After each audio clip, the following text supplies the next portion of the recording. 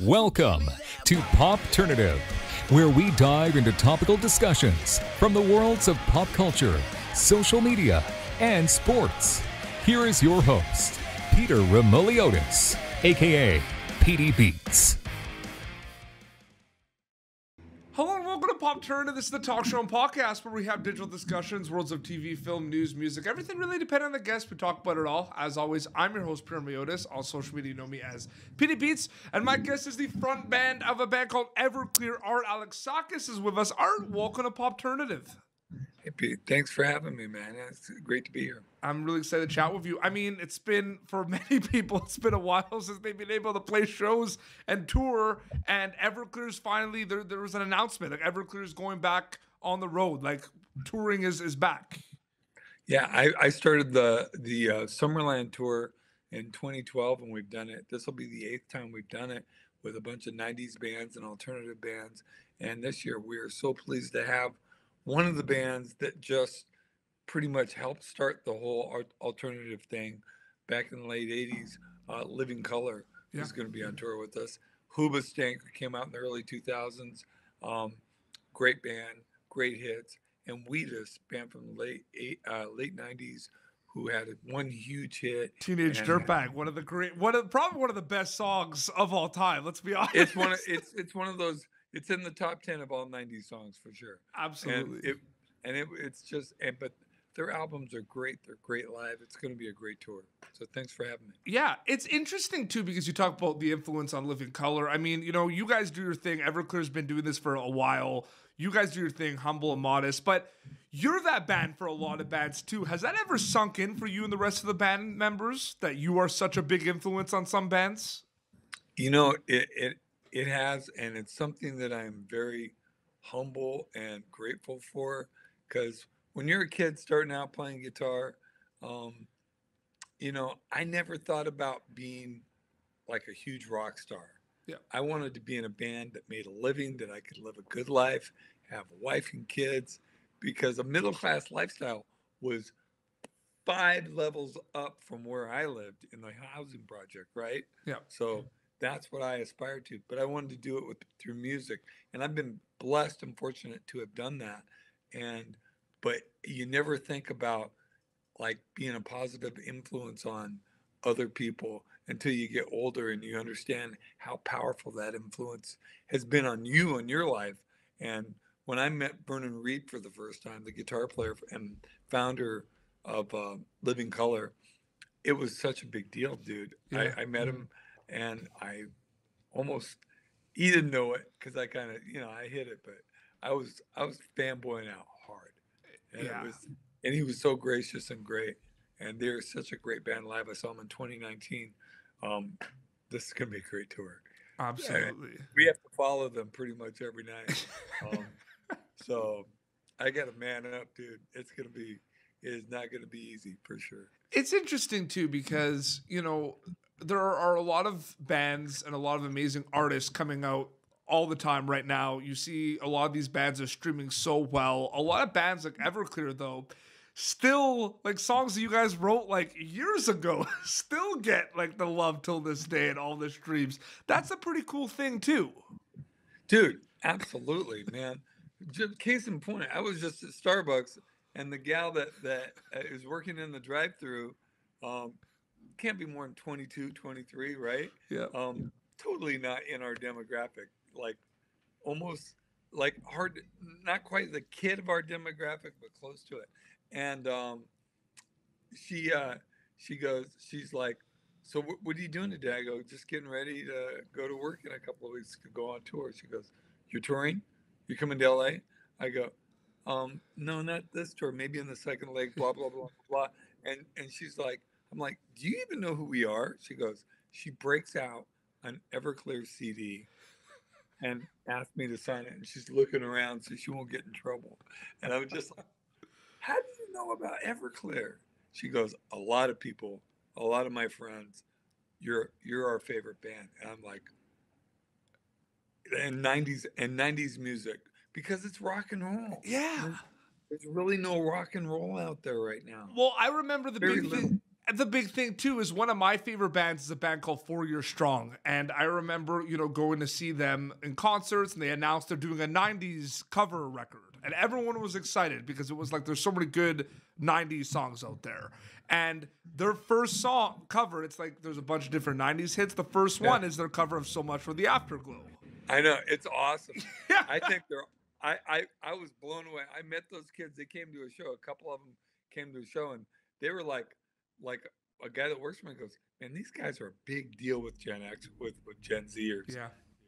And they're just like, people know them really, really well, and millennials. And I'm just like, cool, and I'm like a dumb older guy. Okay. I didn't know what they were. And then I went back, I listened to their version of Afterglow. I'm like, so good. Wow.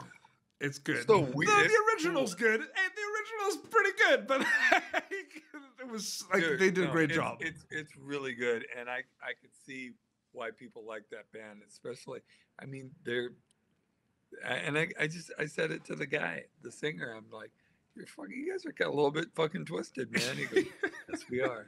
I go, that's awesome. I loved it. But they rock. Yeah. They're a rock band. There's not that many. There's, like you said, when rock music hits, there's this weird thing going on right now. I don't know if someone's talked to you about it a little bit, but there's a weird thing going on now where there's like artists that aren't known for doing rock music that are doing rock music now. Like Machine Gun Kelly, who's known for doing hip hop and rap. I know that.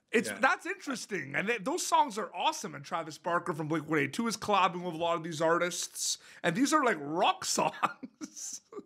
Well, it's way overdue, man. Yep. I mean, we've been waiting for the next Nirvana, which was the next Beastie Boys, which is, it's like waiting for someone to change the rules. Yeah. And I don't know what they're going to look like. I don't know what they're going to sound like, but hopefully it's people playing music and not just doing beats. Not to take away from that, because some of my favorite records are beats. Yeah. Public Enemy, It Takes a Nation of Millions to Hold Us Back.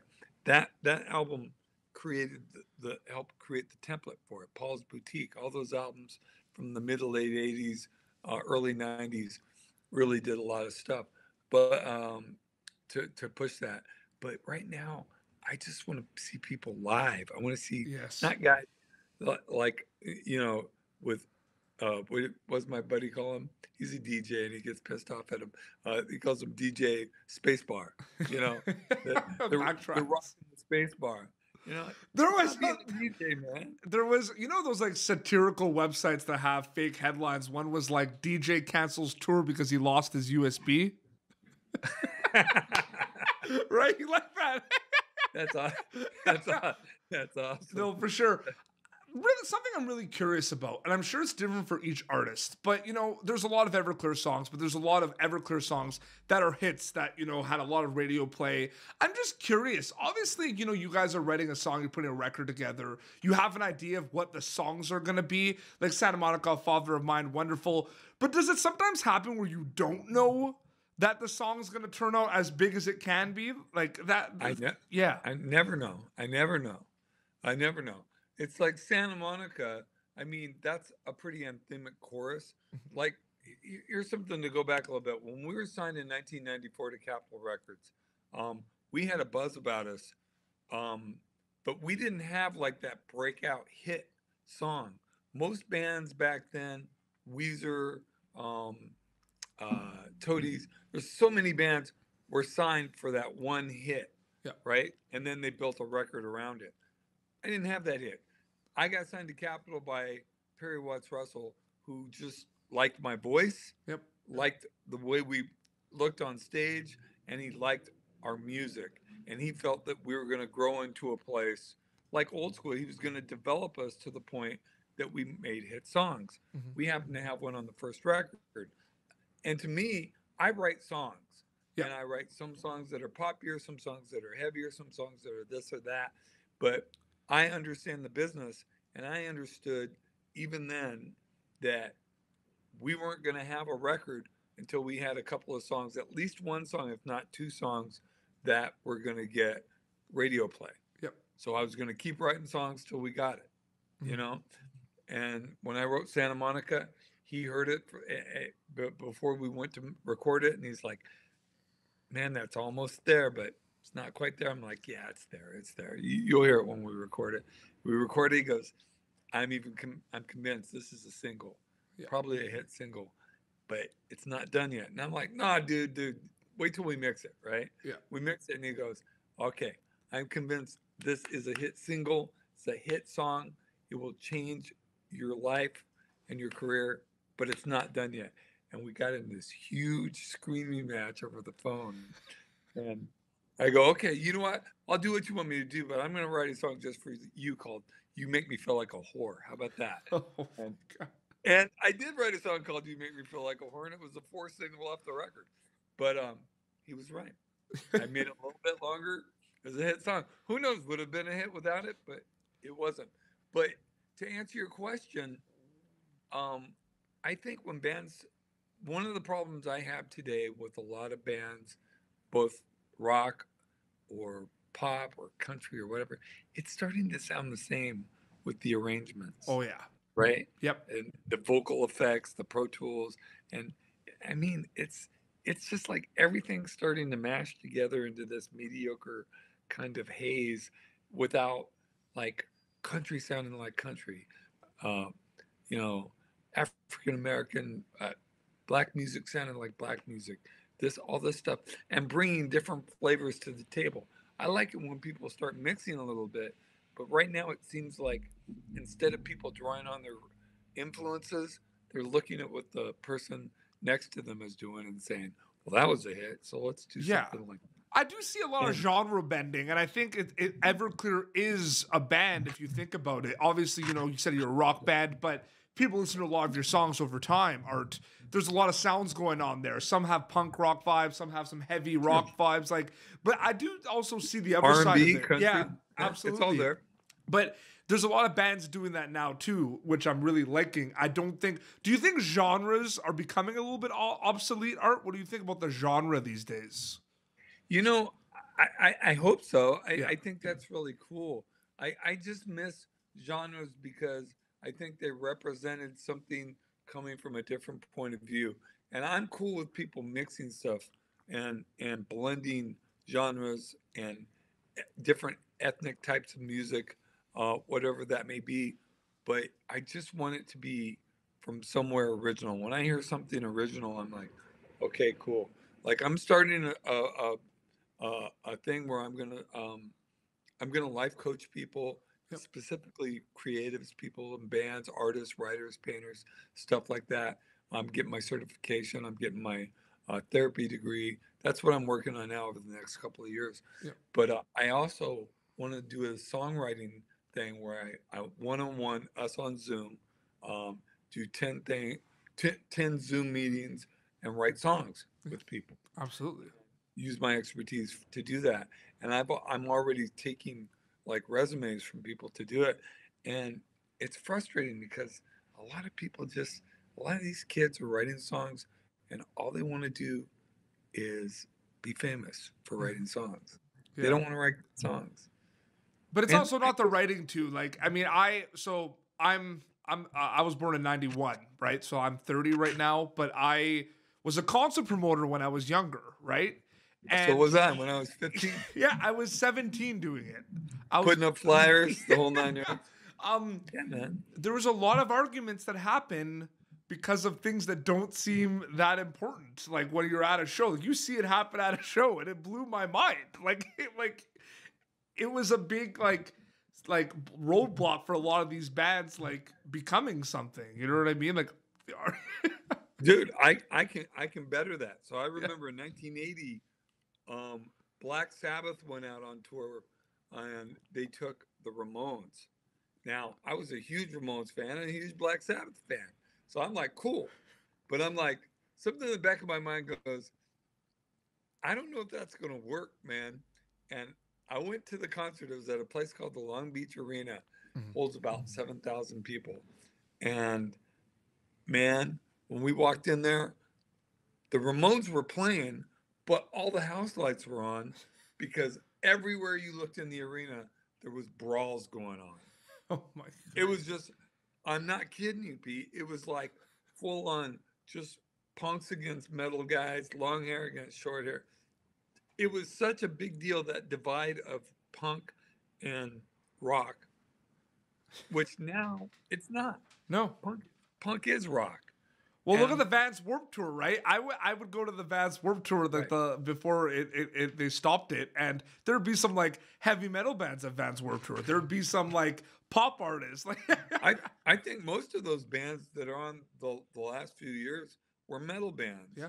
You know, Bring Me the Horizon. Yep. I mean, Cookie Monster metal bands. Yeah. But you know, they grew up listening to punk rock. Punk rock has become a part of the picture as opposed to this outlier like it used to be. Absolutely.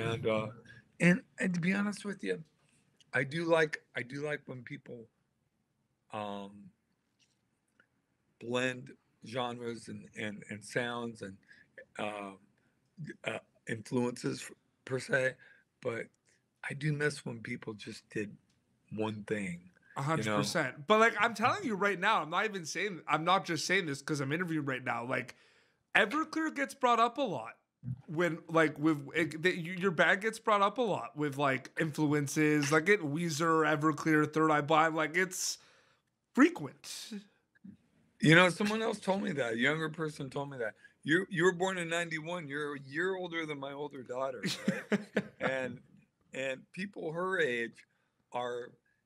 She doesn't listen to modern stuff. She listens to rock. You know, her and her husband and their friends, they listen to like 90s rock. I mean, they like some bands, some like Royal Blood's really cool. Yeah. There's some cool bands that have had, you know, a bit of success, but what's really interesting is people from your age group and younger, like my 13-year-old, they don't know music from the radio. They know music from YouTube. Absolutely. You know, and that just blows my mind. I don't know how to go about. Well, doing another thing, I become that old guy.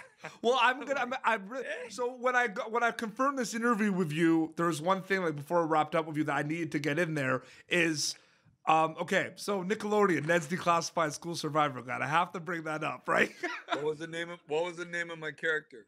Oh, but you were the music teacher. But I forget. Mr. Gibson. Mr. Gibson. But the best part about that, I do remember this though, is when Devin Werkheiser plays Ned, comes up to you, right? Says like, I want to rock, you know, bands like Foo Fighters, Everclear. You're like, never heard of them. Never heard of them. That was an ad lib. That was me ad libbing. Everclear.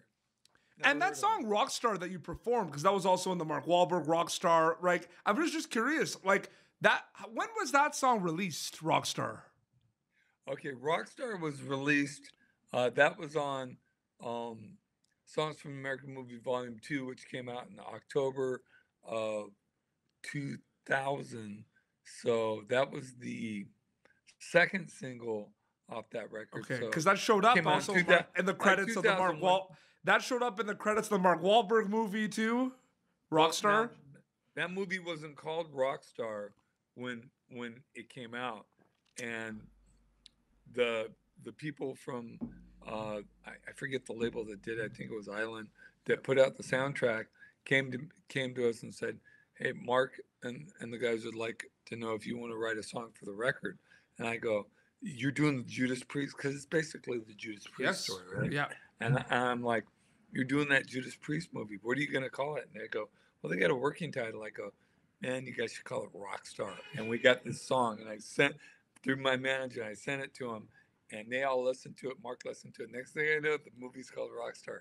Did I have any influence? We don't know. But it's just the beginning. My favorite part of that is the beginning, like the build up of that song is the best. With like the toms, like before. Yeah, it's so good. I love the video with Craig. Craig has that big old like almost liberty. And then Mr. Gibson in Ned's Declassified, because you performed that too. You guys are like full on like rocking in a dodgeball game. Coolest thing ever. And I don't know who those guys are that are in my band. They're just hired guys that the producer of the show hired to be my backup band. Seriously.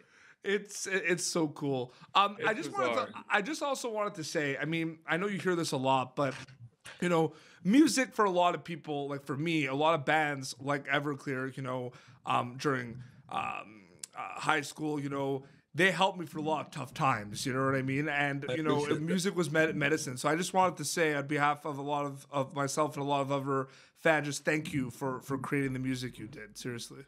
Well, thank you, Pete, and thanks for having me on the show. I think your show is really cool. It's great talking to you. It's been a lot of fun. Yeah, absolutely. But I appreciate that. And like I said before, I take that very seriously. I'm very humble about that. I've been clean and sober in the 12-step program for almost 30. Next Tuesday, a week from yesterday, will be 32 years. Wow.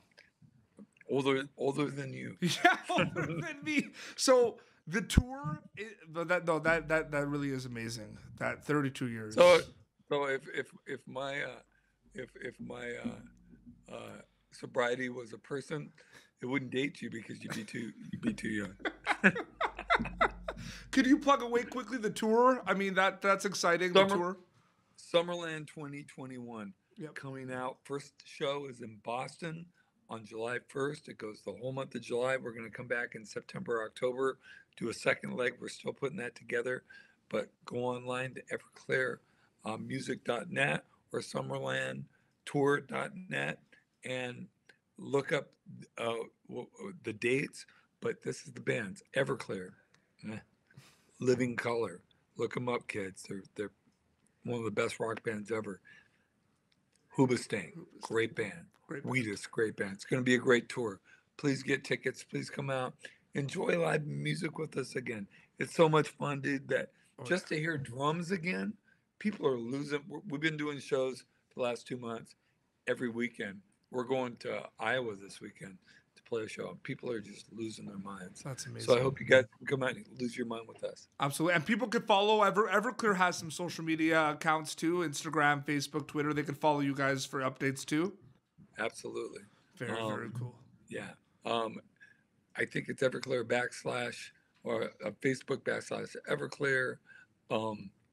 Instagram is I'm not sure what it is. They'll just put Everclear and they'll find it. They'll find it. Absolutely. We're everywhere. We're not on Snapchat. We're not on the things that would be embarrassing that people in their 50s should not be. You're not on TikTok? No. No, I know people in their 50s on TikTok. Yeah, no. Absolutely. I don't even let my daughter do TikTok. Awesome. This has been Popternative, youtube.com/Popternative for previous episodes. Until next time, this is Alexakis from Everclear and PD Beats signing off. Thank you for tuning in to Popternative. Make sure to check out our past episodes of Popternative on YouTube. Be sure to like Popternative on Facebook and follow us on Twitter. This has been an Autograph Communications production.